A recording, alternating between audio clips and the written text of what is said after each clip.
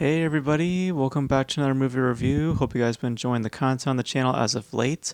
This one will be fairly short. I don't have much thoughts on this one. I feel pretty definite in my thoughts about this one. It's a film that I also wasn't that curious to see, but out of just word of mouth and more positive buzz than I was expecting, I decided to check out They Cloned Tyrone, which was co-written and directed by Joel Taylor, who I believe is operating in his directorial debut. Stars John Boyega and Jamie Foxx, as well as forgot the girl's name, I forgot how you say her name, but she's part of the Marvel Universe. She was in WandaVision as Monica Rambeau. Tells a story of basically John Boyega's character, and he is a drug dealer, and he gets caught up in a particular incident one night involving Jamie Foxx's character as well as the other person, and John Boyega's character gets shot and he dies. And what happens is that he wakes up and he goes to Jamie Foxx's house, and Jamie Foxx witnessed him dying. So therefore, there is the mystery now of, well, how are you still alive? And what they uncover is a underground secret government laboratory where they're creating clones, and that's where the mystery starts to go from there. So. What was very evident to me watching the film was that it's very influenced by notable pieces of science fiction, particularly the Twilight Zone. It kind of used that as its main influence, as well as a little bit of the Truman Show. I noticed in terms of just small town, and there's the this idea of a lack of control, that growing paranoia that starts to become more dominant within individuals. The adoptions of like a conspiracy theorist, type mindset.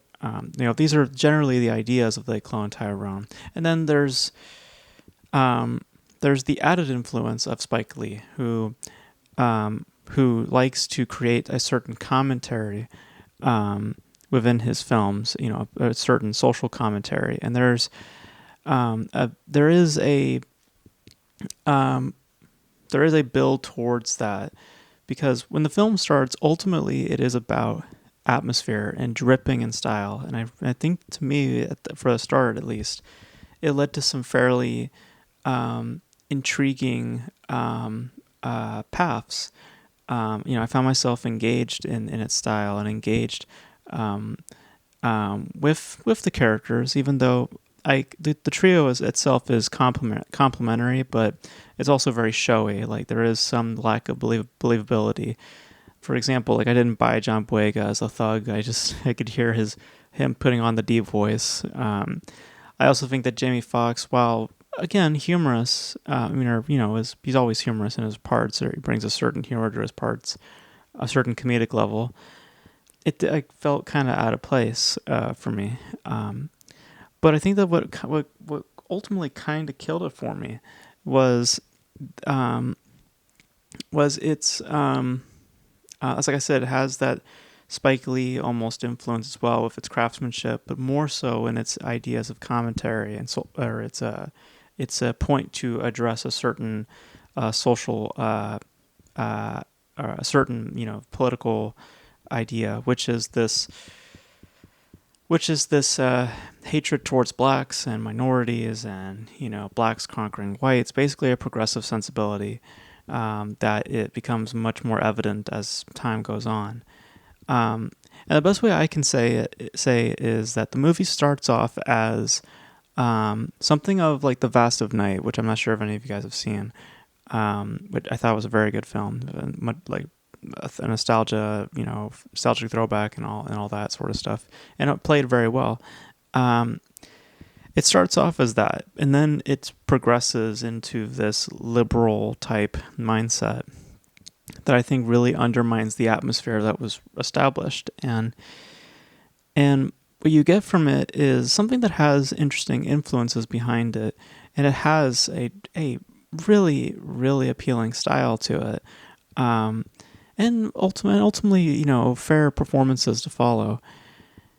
But it's unfortunate that it decides to go to lean into this message and to this very ignorant mindset. Like, I just found myself very tuned out of it.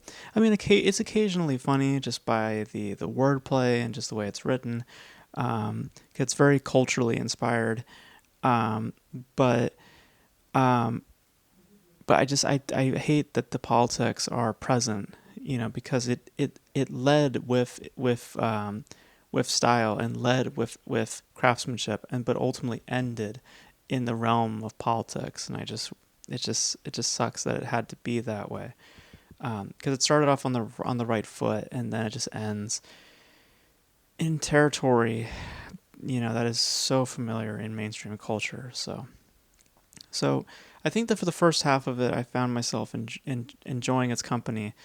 It's then when it had to become basically blacks versus whites, BLM. There's all those sorts of ideas packaged in. Um, it's when it became about those things that I just become disinterested. So, um, so it's not without merit, um, but my interest did wane and did become less and less when such messages became more more dominant. So yeah. So those are my thoughts on They Clone Tyrone. You probably hear my printer going off. My bad. It's just going off for some reason. Um, so um, so those are my thoughts on They Clone Tyrone. I thought it was fine. Nothing. It's not as irritating as other films I've seen this year where they've had these progressive messages implemented. Um, but it's just that I wish it wasn't present, because it just has it started off in the right direction, and then it just takes and then just changes direction, and it it had it at the start. I wish it just maintained that direction, but those are my thoughts. Let me know your thoughts about They Clone Tyrone if you guys checked it out in the comment section below. And that's gonna be it for me, guys. Thank you guys for tuning in, and until then, I'll catch you guys in the next video.